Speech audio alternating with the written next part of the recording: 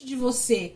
Eu sou um presente dado à humanidade a respeito de salvação, a respeito de remissão de pecados. Então Jesus está dizendo para ela assim, se você conhecesse o presente de Deus, se você conhecesse o que vem da parte de Deus, você não estaria dizendo isso. Amém? É isso que ele está dizendo para ela em resposta aqui.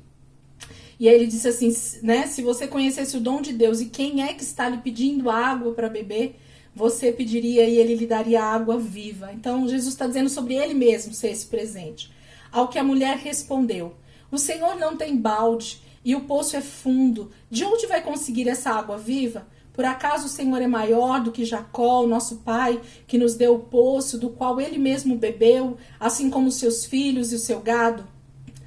E Jesus respondeu, quem beber desta água voltará a ter sede, mas aquele que beber da água que eu lhe der, nunca mais terá sede. Pelo contrário, a água que eu lhe der será nele uma fonte a jorrar para a vida eterna. Lembra que eu falei para vocês aqui no início que esse diálogo dessa mulher, para mim até parece um pouco meio confuso com Jesus? Não parece uma conversa meio de maluco? Ou é só eu que penso isso aqui, lendo isso? Jesus está falando com ela a respeito do poço, da água, aí ela vem falando mais que ele não tinha balde, e se ele era maior do que o pai Jacó. Aqui essa mulher já mostra que ela conhecia muito bem, e se ela chama Jacó de pai, é porque ela era uma descendente de judeu, né? Daquilo que eu falei para vocês, dessa mistura. Então, muito provavelmente ela conhecia a Torá, ela conhecia Abraão, Isaac, Jacó, ela conhecia as histórias da Torá, ela conhecia o Deus que era adorado pelos judeus. Então, ela tinha talvez uma cultura de adoração a Deus ali em Samaria. Então, essa mulher, ela tá falando com Jesus e ela está tão alienada, ela tá tão fora, né, de si, vamos dizer, do que tá acontecendo ali diante dela, que ela começa a ter um diálogo meio desconcertante com Jesus. Ela não tá entendendo o que Jesus está falando e Jesus, por sua vez, está dando um ensino tão maravilhoso para ela e tão profundo, e ela tá ali ainda tentando assimilar tudo aquilo, e ele fala de uma água viva que ele mesmo pode dar, e ela começa então a dizer a respeito dele não ter balde, como é que ele vai tirar essa água. Ela pergunta se ele é maior do que Jacó. Olha a falta de revelação e dos olhos, né, realmente desvendados dessa mulher. Ela tinha os olhos totalmente fechados aqui para entender quem era esse homem que estava conversando com ela. Ela não tinha esse entendimento até então a respeito de quem era esse homem. E ele diz assim no versículo 15, a mulher lhe disse, Senhor, quero que me dê essa água para que eu não mais tenha sede e nem precise vir aqui buscá-la. Aí ela diz assim, então se o senhor está dizendo que o senhor tem essa água e que essa água não me dará mais sede e de que eu não vou precisar então mais voltar aqui no poço, eu quero essa água. Porque eu vai ter duas questões muito importantes na minha vida. Primeiro, que eu não vou ter mais sede, e segundo, que eu não vou precisar mais voltar aqui no poço para buscar água. Então, a gente geralmente, quando a gente está diante de Deus, parece que a gente quer que Deus resolva somente os nossos problemas, somente que Deus realmente resolva aquela problemática daquele momento, né? A gente quer que Deus coloque as coisas no lugar e tá tudo certo. Só que sempre um encontro com Jesus, ele vai nos mostrar muito mais.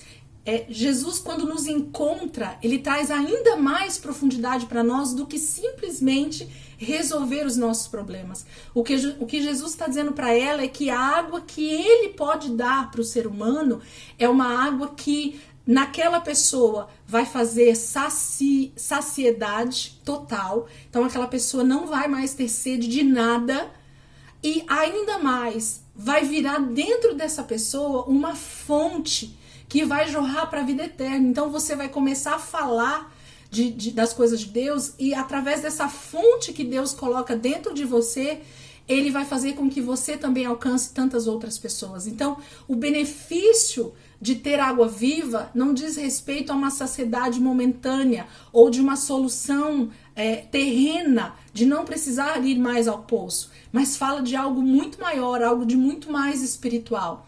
E essa conversa, mais uma vez, mostra para mim uma dificuldade de entendimento dessa mulher do que Jesus estava dizendo para ela. Mas Jesus vai sendo tão paciente e ele vai justamente levando essa conversa para que essa mulher chegue exatamente onde ele quer. E aonde a gente quer chegar nesse nosso papo. A mulher lhe disse, Jesus disse no versículo 16, vá e chame o seu marido e volte aqui.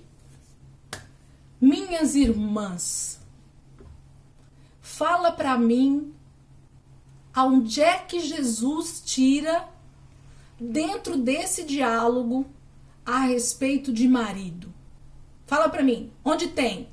No diálogo aqui tinha falado alguma coisa de casamento, tinha alguma coisa a respeito de casa, marido, tinha alguma coisa aqui no diálogo? Por que eu tô falando para vocês que parece? Porque Deus é tão soberano e Deus ele sabe como falar e como a escritura tem que se revelar a nós. Aonde é que Jesus tira para falar, dar essa resposta para essa mulher? Ela tá falando sobre água. Ele tá falando sobre água viva. Ela tá falando sobre um poço. Ela tá falando sobre o pai Jacó. Ela tá perguntando para ele então o que ela quer dessa água. E aí, já que ela quer a água viva, Jesus faz uma pergunta para ela. Na realidade, ele faz uma indagação para ela, né? Vá e chame o seu marido e volte aqui. Ao que a mulher respondeu, já vou falar para vocês, não tenho marido. Então Jesus disse, você tem razão ao dizer que não tem marido, porque já teve 5 e esse que agora tem não é seu marido. O que você disse é verdade. E aí a mulher declara que ele é profeta. Mas vamos continuar aqui, porque aí depois eles já mudam de novo de conversa. E é aí que a gente precisa entender. Então Jesus, no meio da questão da água, ele pede para essa mulher ir buscar o seu marido. Para que ele possa dar água viva para ela, ele precisa que ela traga o seu marido. Por que ela precisava então trazer o seu marido? Lembra que eu pedi para vocês assistirem o vídeo que eu gravei no YouTube a respeito de prostituição? Quando a Bíblia vai falar sobre o nosso relacionamento com Deus, sobre o que Deus deseja no que diz respeito à adoração, no que diz respeito a obedecê-lo, no que diz respeito a ter comunhão com Deus, a palavra de Deus vai fazer um paralelo perfeito e maravilhoso sobre o que é isso. A palavra de Deus vai falar sobre o relacionamento de um homem e de uma mulher. Vai falar sobre uma palavra chamada casamento, que para nós hoje no século 21 talvez se tornou algo extremamente banal. Mas o que a Bíblia Sagrada fala a respeito de casamento é tão profundo e tão maravilhoso, e por isso Deus compara a igreja, o povo dele, com a noiva, com quem ele está preparando um casamento. As bodas estão sendo preparadas, é porque Deus já desposou a sua noiva. Já existe um contrato de casamento, já existe algo que Deus já está selado no reino espiritual, que é o quê? O casamento de Cristo e a igreja, o casamento de Cristo e da sua noiva, da igreja.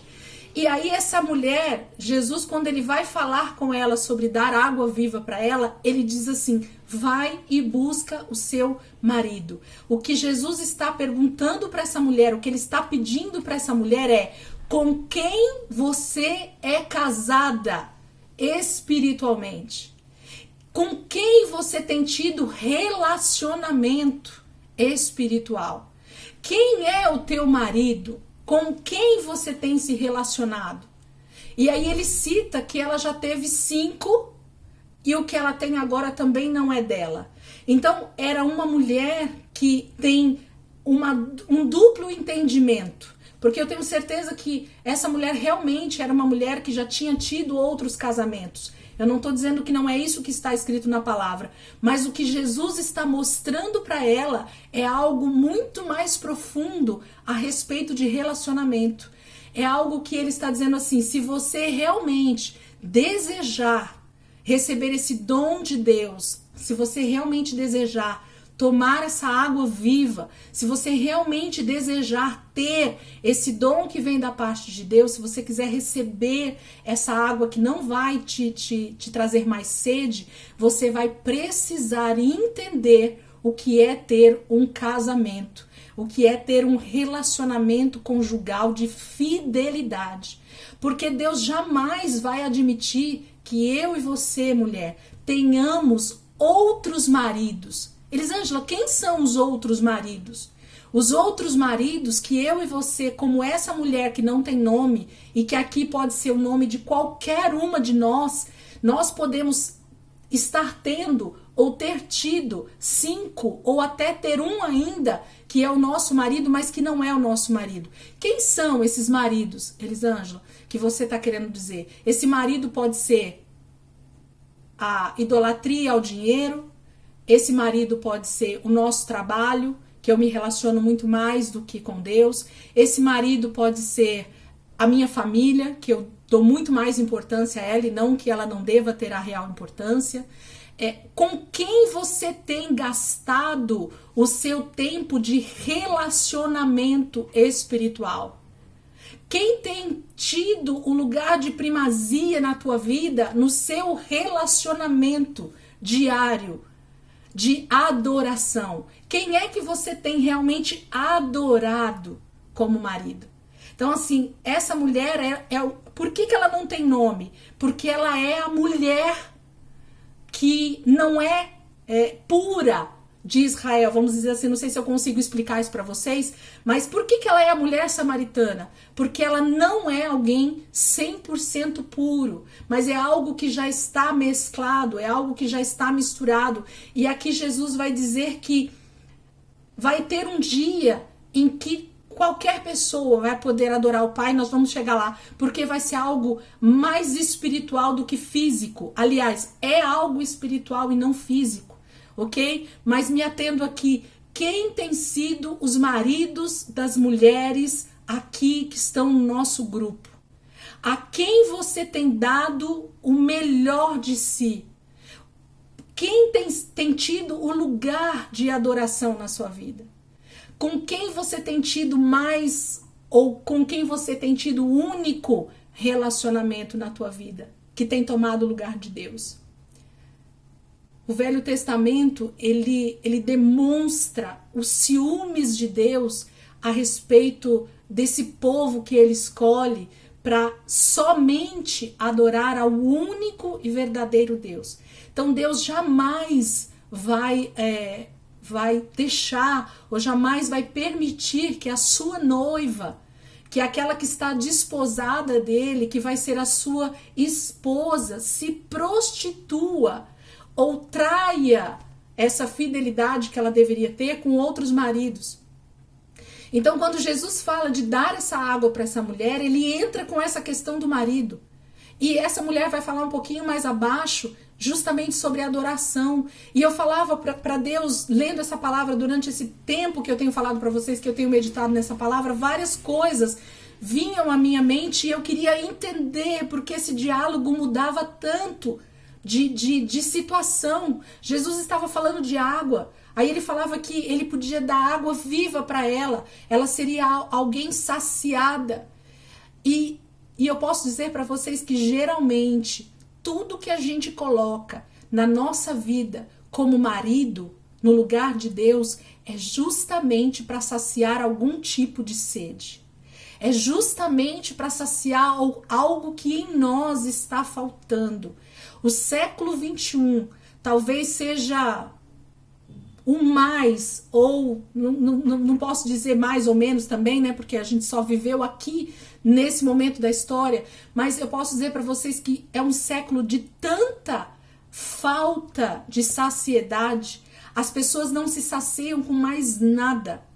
As pessoas trocam as coisas com a maior facilidade do mundo, porque nada mais sacia, nada mais traz contentamento. É algo que parece que quanto mais se tem, mais se quer. Quanto mais se coloca no lugar de Deus, mais o ser humano quer. Quanto mais ídolos, maridos, né, entre aspas, sobre isso que nós estamos falando, o ser humano coloca, mais ele se torna depressivo, mais ele se torna oprimido, mais ele se torna dependente. Hoje existe dependência de tudo. Nós somos dependentes da tecnologia. Falou que o WhatsApp está fora do ar, 10 minutos, o povo se desespera, mandando mensagem pelo Telegram ou por qualquer outro aplicativo. Pelo amor de Deus, eu preciso falar com você, porque não tem WhatsApp. Não se consegue ficar sem o celular, né? A pessoa roubar o celular ou quebrou, ela tira dinheiro de onde ela não tem, porque ela precisa de um outro aparelho, porque ela não pode estar desconectada, né, do mundo. Parece que o mundo sumiu debaixo da pessoa. As pessoas, elas têm as situações ao redor dela como esse Deus que toma o lugar, que se torna o nosso marido, que é o que nós damos no nosso maior relacionamento. Se você parar agora e pensar quem tem se relacionado mais com você durante 24 horas do seu dia, você vai saber quem tem sido o seu marido. Porque uma esposa que realmente se preocupa com o marido, ela não vê a hora de estar em intimidade com o seu marido. E esse paralelo que eu estou colocando aqui, eu estou colocando um paralelo tanto físico quanto espiritual. Nós temos uma necessidade, quando nós amamos o nosso marido, nós temos a necessidade de estar com ele. A gente não vê a hora, né? Principalmente as novas casadas, né? Elas não vê a hora da hora do marido chegar em casa, para aquele marido chegar e ela ter aquele relacionamento conjugal com aquele marido. Será que nós temos tido esse mesmo anseio, esse mesmo desejo pelo nosso marido, que foi e está preparando as bodas? Será que nós temos sido a noiva desposada que deseja ardentemente a volta do noivo, porque a gente não vê a hora de ter relacionamento com esse noivo? E enquanto isso, Jesus diz que ele pode e ele tem se relacionado conosco, mas nós perdemos tempo tendo outros maridos no lugar do nosso marido legítimo. E aí, Deus não tem casamento com uma prostituta que tem vários maridos. E me desculpem usar essa palavra, mas eu preciso fazer você refletir se eu e você não temos nos colocado no lugar de prostituição espiritual. Se o lugar do nosso noivo, se o lugar do nosso marido, ele não for o lugar realmente de fidelidade, se nós não adorarmos somente ao Senhor, ao único Deus, nós estamos caindo em prostituição espiritual. Então, eu e você, mulher, por isso que a mulher samaritana é esse exemplo para nós. É essa mulher que fala disso para nós. Porque a gente precisa saber se nós temos tido tantos maridos a ponto de Jesus pedir para nós então irmos buscar esse marido. Essa pessoa, e eu vou falar pessoa, mas é entre aspas, tá? Esse marido que você tem colocado no lugar de Deus, ele tem suprido todas as suas necessidades? Ele tem saciado toda a tua sede? Entende o que Jesus está dizendo? Toda a nossa vida, ela gira em torno de contentamento e satisfação. E quando um cristão, quando um homem e uma mulher de Deus, ele não tem essa saciedade no relacionamento que ele tem com o seu noivo, com Jesus, nós vamos buscar outros maridos, porque nós vamos querer ser saciados. E é onde a igreja de Jesus tem se prostituído, porque ela não tem encontrado um lugar de verdadeira adoração com o único Deus verdadeiro. Vamos continuar? Para eu terminar o raciocínio, porque eu quero terminar isso. 9 horas, eu prometo que eu vou terminar o mais rápido possível. Alguém quer falar alguma coisa sobre o que eu falei até aqui? Versículo 18. Na verdade, finalzinho do 17. Então Jesus disse: você tem razão ao dizer que não tem marido, porque já teve 5 e esse que agora tem não é seu marido. O que você disse é verdade. 19. A mulher então lhe disse: agora eu sei que o Senhor é um profeta. O Senhor está falando algo de Deus para mim. O Senhor está conhecendo o meu coração. Aí ela muda, olha o assunto. Nossos pais adoravam neste monte, mas vocês dizem que é em Jerusalém é o lugar onde se deve adorar. Lembra lá de Deuteronômio 12? Ela está falando do Monte Gerizim, que é o monte onde o templo dos samaritanos está.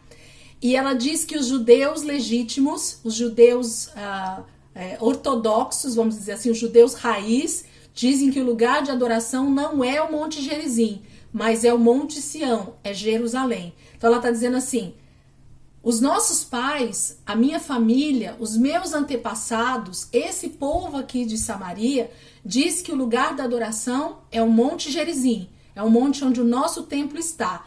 Mas vocês, os judeus, dizem que é em Jerusalém, é o lugar de adorar.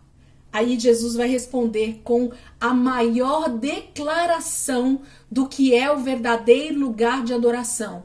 Para a mulher samaritana, para mim hoje, para o povo judeu e para qualquer um que reconhece Jesus como marido. Jesus como aquele com quem eu tenho que ter o verdadeiro relacionamento.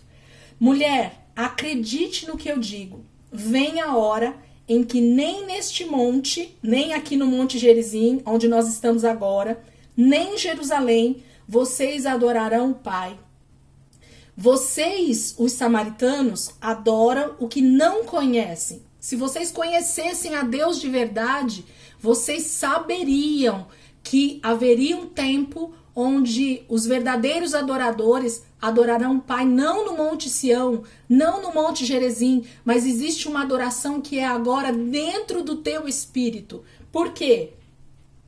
Nós adoramos o que conhecemos. Aqueles que conhecem a Deus sabem onde é a verdadeira adoração, porque a salvação vem dos judeus, mas vem a hora e já chegou. Ele está declarando para aquela mulher que aquela hora em que eles estavam falando já era a hora para ela, já era o momento dela entender qual era o lugar da verdadeira adoração, em que os verdadeiros adoradores adorarão o Pai em espírito e em verdade. Esse espírito aí, eu não canso de dizer nas aulas, é espírito com letra minúscula. Aonde é que a verdadeira adoração acontece? No meu espírito, quando eu tenho um relacionamento espiritual com o Espírito Santo de Deus, com o próprio Deus, com Jesus, ok?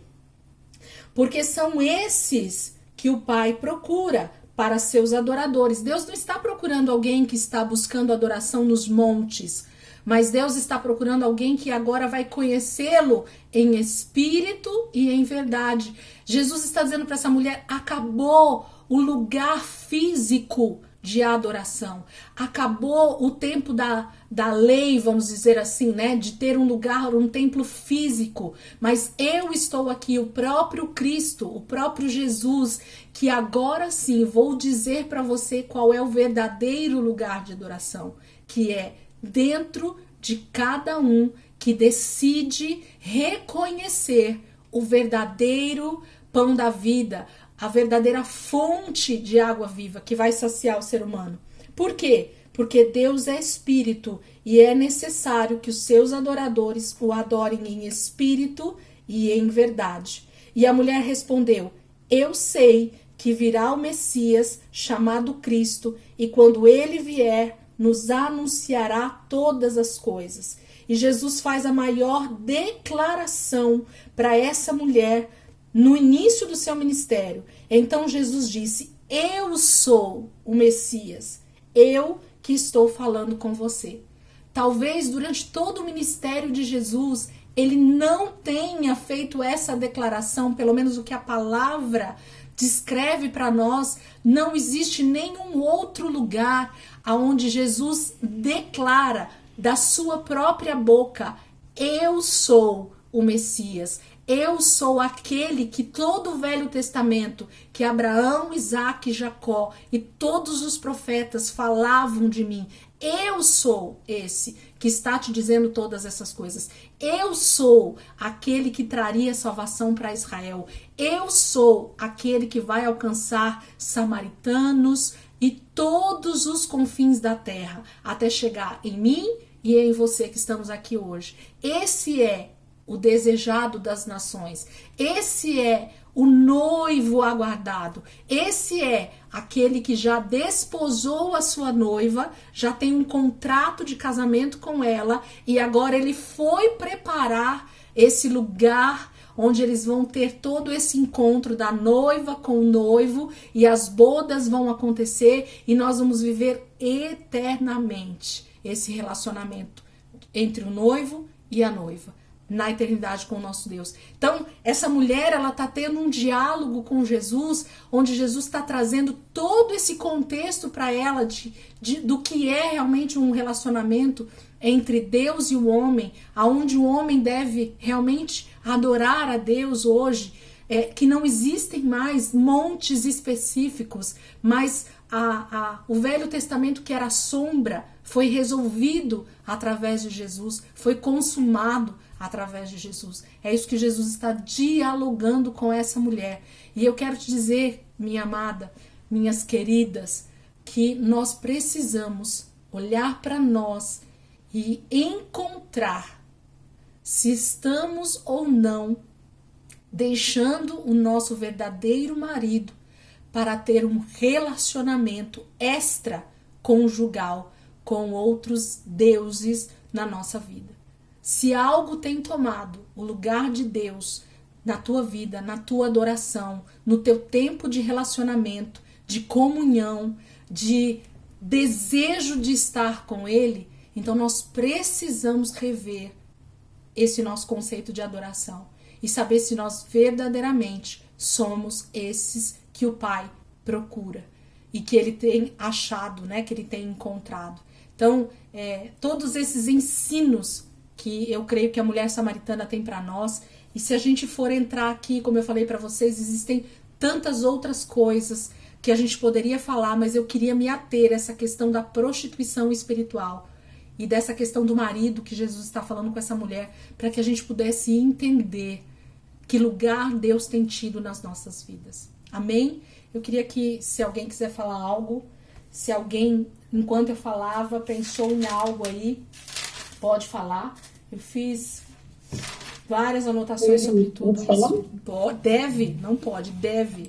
As mulheres ficam quietinhas, pastora, por isso que eu preciso ficar cutucando.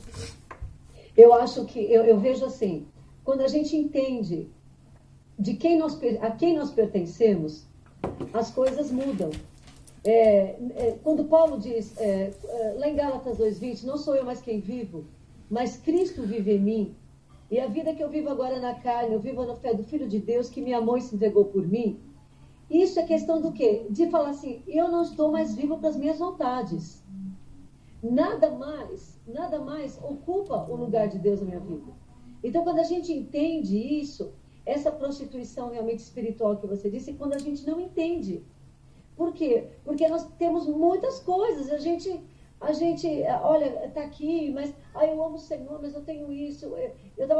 Hoje foi um dia bem difícil para nós, porque a gente aconselhou várias pessoas e outras, assim, tem um irmão que é muito amado nosso, e ele teve Covid, e ficou recuperado do Covid, depois do Covid, agora vai fazer uma cirurgia cardíaca, porque o Covid atacou o coração.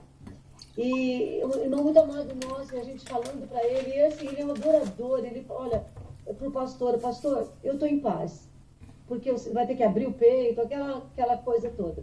E eu estava vendo, através desse testemunho dele, num momento tão difícil, nesse momento tão complicado que ele está passando, ele falou isso para nós, eu sou do Senhor, eu sou do Senhor. Então, quando a gente entende que nós pertencemos a Deus, o nosso corpo pertence a Deus, o nosso sentimento pertence a Deus, O que a gente fala pertence a Deus, o que a gente ouve pertence a Deus, todos os nossos sentidos pertencem a Deus. Então a gente acaba falando menos, né? Ouvindo coisas que só edifiquem. Então é isso. Muitas vezes nós nos prostituímos espiritualmente ouvindo coisas que não convêm, vendo coisas que não convêm, partilhando coisas que não convêm. Eu vi, às vezes eu fico assim muito horrorizada de ver algumas coisas nas redes sociais. Eu falo, Senhor, como que pode essa pessoa que se diz cristã, né? Cristão é o quê? Cristo vive em mim.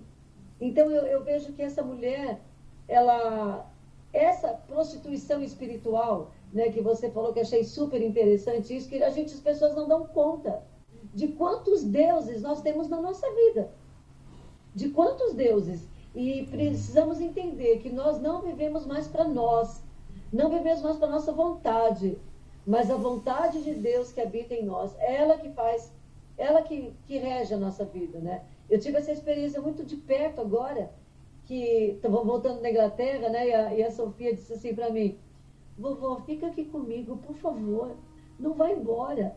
E a Angélica, né? A Angélica me abraçou e falou, sogra, não vai embora, sogra, fica. E eu falei para ela, Gé, o meu coração, a minha vontade é uma, mas a vontade de Deus é outra. Então, por mais que eu ame, por mais que eu tenha vontade, a vontade de Deus é soberana, porque eu não vivo mais. Quem vive é Ele em mim. Então, e muitas vezes nós deixamos as coisas nos atropelarem. Nós deixamos as coisas que dão prazer, que são mais gostoso demais, né? Que dão mais prazer, e deixamos Cristo em segundo lugar. A obra dele, a pregação do Evangelho. Porque quando eu digo pregação do Evangelho, não é só nós que somos pastores, todos nós somos pregadores do Evangelho. Nós somos aqueles que anunciam as boas novas, né? Então, quando digo isso, que nós somos pregadores do Evangelho, ele tem que viver em primeiro lugar, ele tem que vir em primeiro lugar. E saber que nós não somos mais nossos. A nossa vida não pertence mais a nós, pertence a Ele. Amém. Tá bom? Amém, pastora, é isso mesmo. Mais alguém, meninas? Mais alguém quer falar algo que Deus foi ministrando aí no teu coração e você quer compartilhar algo com a gente? Essa palavra, para mim, ela tem realmente algo muito, muito, muito forte. Eu sei que o Espírito Santo ainda vai continuar ministrando a minha vida nessa palavra, porque eu creio que tem muito ainda aqui para Deus nos mostrar e nos ensinar. E cada vez que nós lemos a palavra de Deus, o Espírito Santo realmente traz algo que nos confronta e que traz a luz, né, da palavra dentro de nós. Mais alguém? Meninas e meninas e meninas.